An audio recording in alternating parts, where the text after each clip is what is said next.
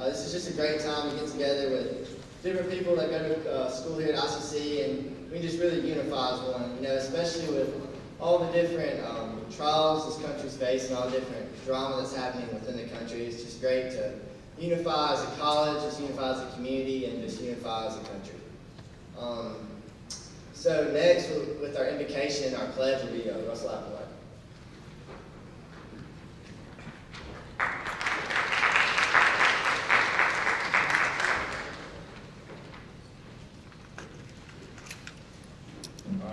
Thank you for being here, and let's bow our heads and pray. Lord, I just thank you for bringing us all here as we can unify together and come to this one place, Lord. I want to pray for this service tonight, and I want to pray for, let you speak through Jose and what he has to say to us, Lord. In your name, amen. I ask for everybody to stand up as we say our Pledge of Allegiance.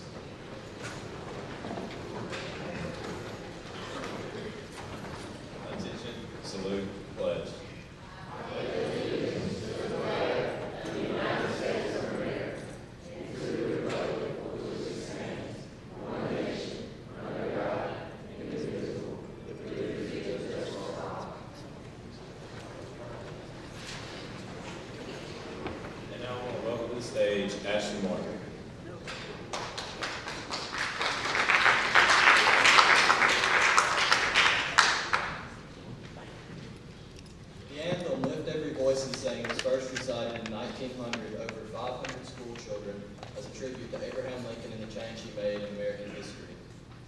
Since then, it has been a staple for unification and for better days in this country.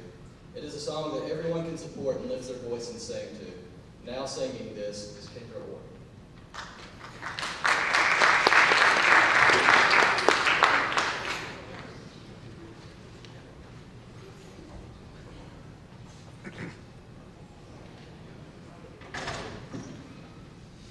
Lift every voice and sing till earth and heaven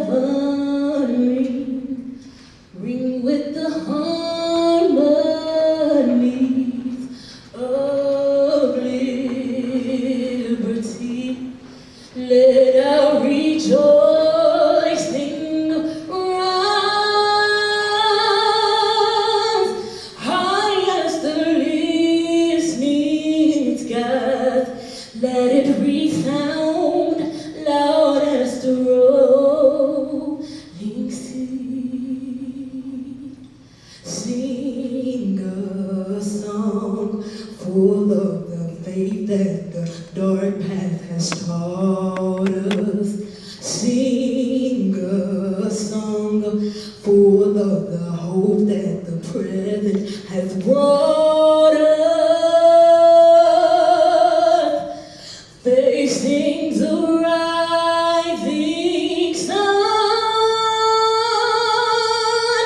of our new day begun. Let us march on until victory is won.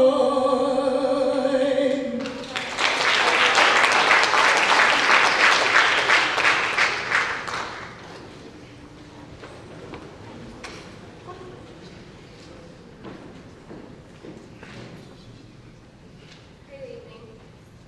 Jose Housley is a native of Amory, Mississippi. He is married to LaShayla Housley, and they have a daughter named Hannah J. and a son named Blake O'Neill. Jose is employed at Renaissance Bank in Aberdeen, Mississippi, where he is the bank president and vice president. Jose has been with Renaissance Bank for 17 years, and he has graduated from 4 banking schools: the Southeastern School of Consumer Credit, Vanderbilt University, the Mississippi School of Banking, University of Mississippi, and Commercial Lending Academy at Barrett School of Banking in Memphis, Tennessee. Jose serves on the executive committee for the Monroe County Industry Board, and he also serves on the board of directors for Amory-Gilmore Regional Hospital. Jose also serves on the McFarland Foundation Committee in Aberdeen and also the Monroe County Chamber of Commerce. Jose has also been judging pageants for over the last 20 years in Mississippi, Tennessee, and Alabama.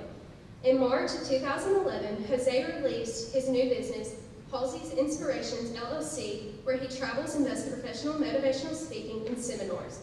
Jose has an Associates of Arts degree from Itawamba Community College, where he was ICC's Alumni Spotlight of the Year. Jose also has a degree in social science from Mississippi University for Women. As I stated earlier, Jose is a professional and motivational speaker and an author as well. Jose wrote his first book in 2012 entitled Turning Point, and he is working on publishing his second book entitled My Mom Pushed Me and Prayed for Me. Ladies and gentlemen, let's welcome Jose Halsley.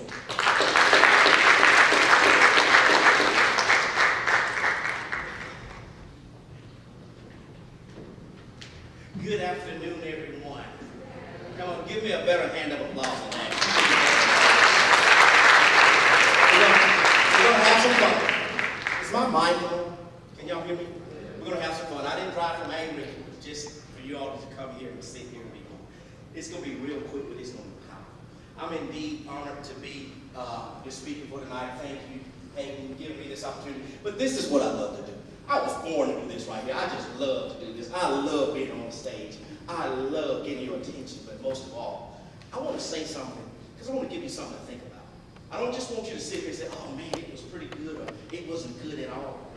I want you to take something from this. So I'm honored and I'm privileged to be here. Hey, I'm a graduate of Itawamba in 1996, and I think this is the best junior college on earth. Do y'all agree with me? You're right. Okay, good deal. Well, I want to share a few things with you. And I really want to say something at the end, but I really want to say this. My little girl, I have two kids. I have a 9-year-old little boy and a 12-year-old little girl. So my little girl is in the 7th grade, and she made the 7th grade basketball team last year. And so she went out for cheerleading. She tried out just last week, and she didn't make it.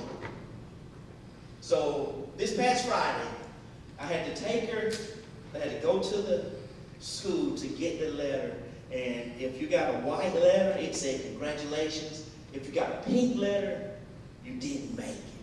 So Dad's on one side and she's on the passenger side, and so we're getting close and we're driving up and they're handing out the letters, and she's a little nervous and I'm kind of nervous, but not really. I'm like, okay, we're going to see how this goes. Well, they give her the letter. She hurriedly opens it. She said, I didn't make it, Dad. She said, that's okay. She said, Michael Jordan didn't make the 11th grade basketball team. I was like, wow. She didn't say, Daddy didn't make his 11th grade basketball team. She said, Michael Jordan didn't make his 11th grade basketball team. I'm like, wow. I'm feeling good, because you know what? In life, you're going to have some failures.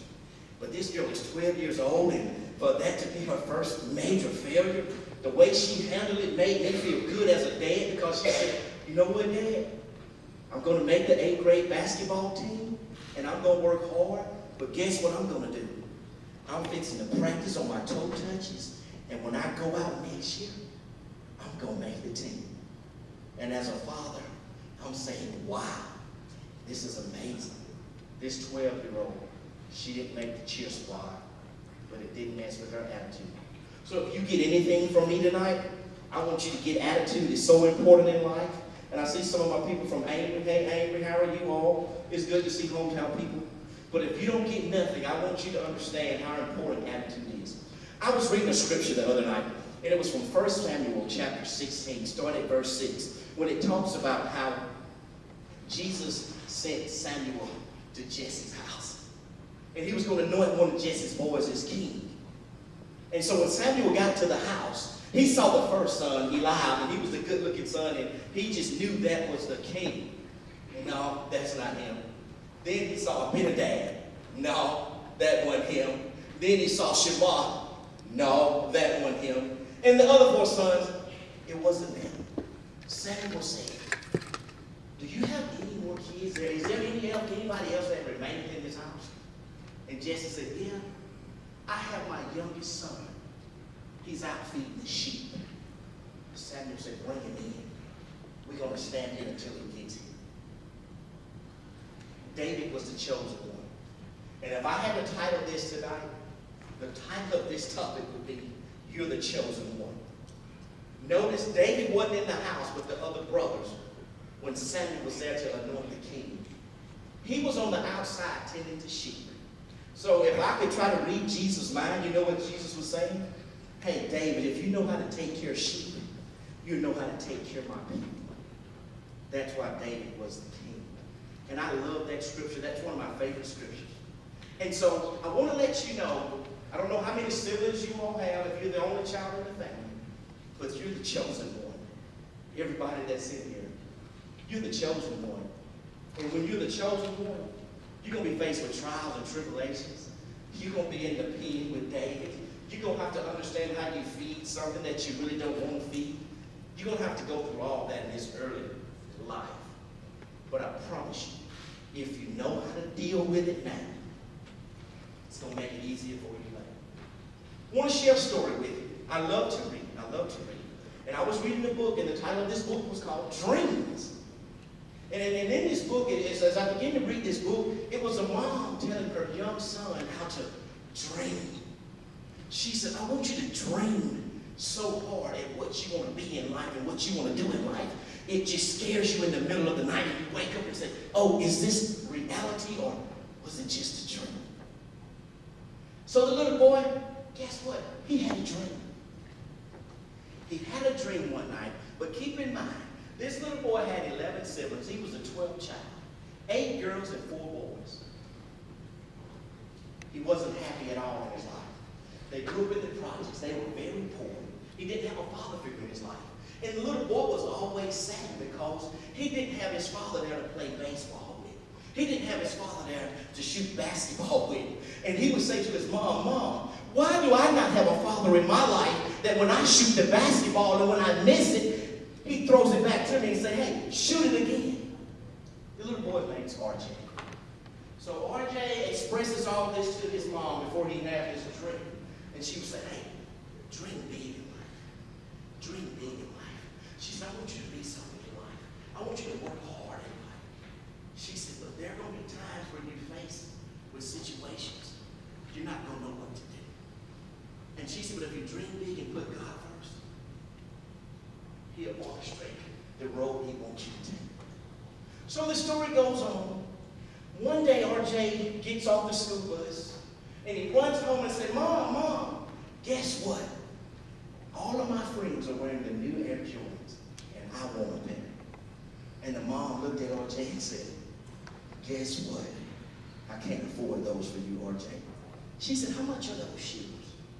He said, Mom, I think they're over $100. She said, I can't afford them. She said, I wish I could, but I can't. She said, it's so funny you're talking about shoes, because I was just at Walmart last week, and when I get my check, I'm going to buy you some shoes, and the name of these shoes are not Nike. They're not Air Jordans. The name of these shoes are Winner's Choice. He said, Winner's Choice? He said, well, what are you? That's not a name, Mom. She said, maybe in your eyes it's not. She said, but with these shoes, I want to make a statement to you. She said, life's going to hit you with some blows. She said, as a young kid, you've already shared with me how you're unhappy that your father is not in your life. You don't allow your friends to come over and see you because you live in the projects, because the living room and the house don't match. And you've told me that embarrasses you, so you don't let your friends come on. He said, yeah, you're right, Mom. He said, but how is Winner's Choice going to fix something? She said, I'm going to tell you how it's going to fix something. Because when you're faced with a trial or a situation, she said, I want you to think of these shoes, Winner's Choice. Because at the end of that thing, I want you to say, I'm a winner, but it's my choice. She said, I want you to understand, you can win the game of life if you want to, but it's left up to you. It's like, okay, whatever, Mom. 3 years later, RJ, he's a junior. He decides he wants to try out for the varsity basketball team. They're in the gym, they're shooting, they're slam dunking, they're just doing crazy stuff. And the coach blows his whistle. RJ, come here. RJ hurriedly runs to the coach. He thinks the coach is fixing to say, hey, man, I'm watching you. You're very talented. Man, I love your jump shot. He said, RJ, turn around and tell me, what do you see in this room? RJ said, Coach, I see a lot of young men that's getting ready to try for your varsity basketball team? He said, no, that's not what I see, RJ. He said, RJ, I see a lot of talented young men that's getting ready to go out for my varsity basketball team, and you're not one. Tears just rolled down RJ's eyes. He said, you're not talented. He said, you won't make my varsity basketball team. RJ goes in the dressing room, he puts his clothes on, gets off the bus, and his mom notices something. He's sad. He's not the typical RJ she's used to getting off the bus, coming in the house saying, Mom, what do you have to eat? What did you cook? She said, what's wrong? He said, Mom, I was going to try for the varsity basketball team, and the coach blew his whistle, and he told me to come here. And he said, I ran to him, thought he was fixing to tell me something good, but Mama, he told me I wasn't good enough. You know, RJ broke down and he started to cry. He said, Mama, he told me I wasn't good enough. He said, I told you my daddy should have been in my life. I told you I needed my dad in my life so he can help me understand the game. He can help me be a better athlete. But he wasn't. She said, RJ, she said, I understand you crying. She said, but hear me and hear me well. She said, you sit right here and you look at me in your eyes, and I want to share something with you. She said, it doesn't matter what your last name is. It doesn't matter how big your apartment is. It doesn't matter where you live. It doesn't matter what type of shoes you wear. She said, as long as you live, RJ, don't you let nobody tell you you're not good enough. And she said, guess what? You're getting ready to go back out there, and you're going to try for his team, and you're going to make it. He said, but Mom, he told me I wasn't good enough. He's already told me I wasn't going to make his team. She said, are you going to try? Or are you just going to go by what he says because he's the coach and give up that easy? What are you going to do when you become a young man and you want to be successful in life and you run up on a trial or a situation? Are you going to have that negative attitude and say, hey, oh well, forget that. It'll get better, maybe. He said, no, Mom. I watched you struggle. He said, I want to struggle. How you struggle, Mom? He said, I'm your 12th child. He said, none of my siblings have gone to college and graduated. He said, that's important to me. He said, that's what I want to do, Mom. He said, I want to go to college one day. I want to graduate. I want to get married. I want to have a family. I want to be successful one day, Mom. She said, you can do it. She said, but it's left up to you. Well, summer has come and gone. He's conditioned himself. He's practiced really hard. And guess what? The coach calls a meeting. Calls all the guys that tried out for the team. Come back to the gymnasium. They go to the gymnasium. The guys are lined up. Some are so nervous. Guess what the coach does? Blows his whistle. He said, RJ, come here. RJ is like, RJ is shaking. Coach said, RJ, look around in this room. Tell me, what do you see? He said, Coach, I see a lot of young guys that are so nervous because they are so anxious to know if they're going to make your team or not. But we really don't know. He said, you're right. He said, but guess what? He said, I told you you were not good enough. He said, I called you over here to congratulate you because you proved me wrong. I told you you were not good enough. But you made a believer out of me because of your attitude, your hard work, and your dedication. Guess what? Congratulations. You're the first guy to make my high school roster. RJ is so overwhelmed. He goes home, he runs, and he gets off the bus, and he said, Mom, guess what? Guess what? She said, what, RJ, what? He said, Mom, I made the basketball team. He said, Mom, I made the basketball team. He said, you told me if I had a good attitude and if I just tried hard, I could be successful. She said, I'm not surprised. She said, I knew you had it in you, RJ. She said, RJ, you can be whatever you want to be in life. You can do whatever you want to do in life. Just put God first and don't give up so easy. RJ was such a reader, and he loved Dr. Martin Luther King's poem, I Had a Dream. He loved that poem. But one of his favorite quotes that Dr. Martin Luther King shared was, if you can't fly, run. If you can't run, walk. If you can't walk, crawl. It doesn't matter how you get there. Just keep moving forward. If I could share anything with you young men and young ladies tonight, doesn't matter how fast you get there. Don't give up. Don't stop. Keep moving forward. Can we give RJ a hand for his hard work?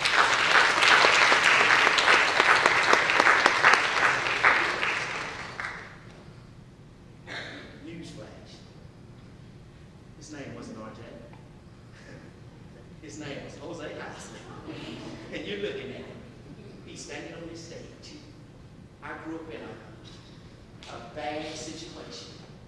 My mom had 12 kids, 8 girls, 4 boys. I'm the 12th child. But I'm the first and the only one to go to college and graduate. We grew up in the projects. We were dirt poor. The sofa and the love seat didn't match. My father was not in my life. But as a 13-year-old boy, I was so determined, and my mom instilled in me hard work. You can do it and you can be it. No, Daddy wasn't there, but guess what? Mama is here. And I'm going to push you till I can't push you no more. Wow. 20 years later, I've gone to college. I've graduated.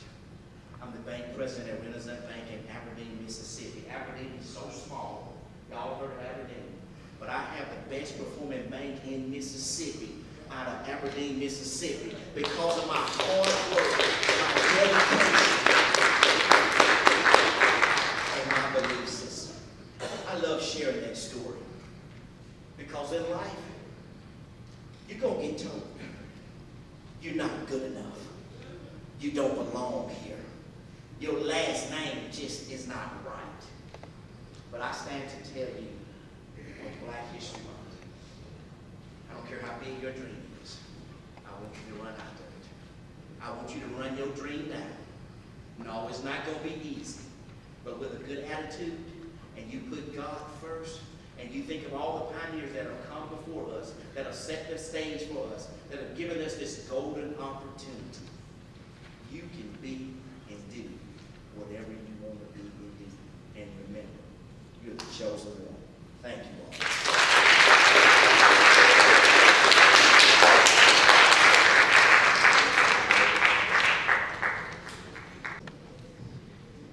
Up next, we have ICC's very own Gospel Sound.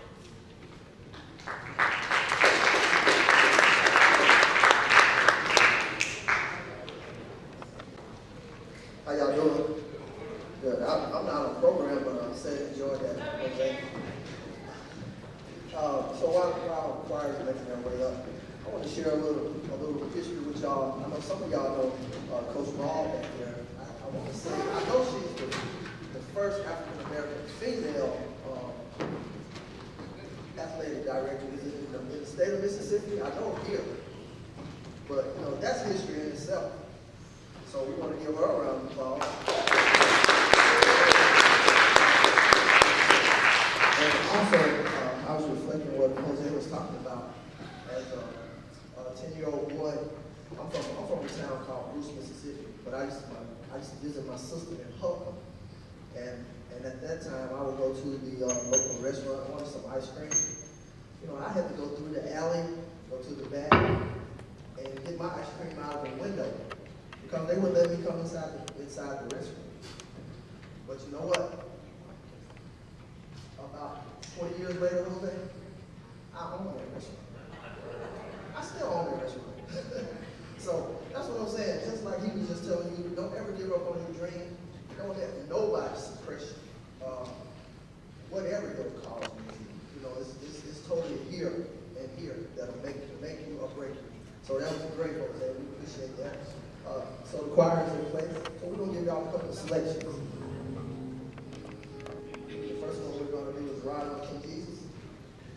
Y'all give us a hand, please.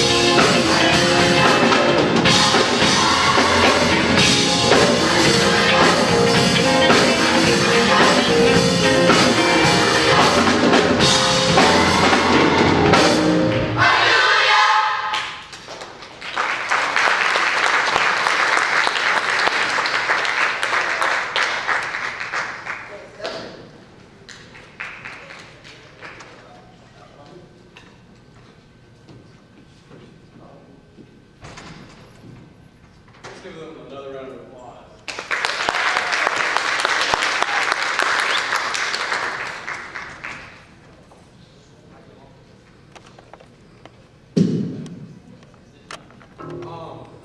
As we close the community program, we just want to thank the beautiful praise and worship tonight from the gospel sounds, and also the beautiful message that Mr. Jose brought tonight. And I want to thank the ICC in general for allowing this program to be here, and also everyone that came tonight. As we close, we're going to ask Hannah Harwood to close us out in prayer.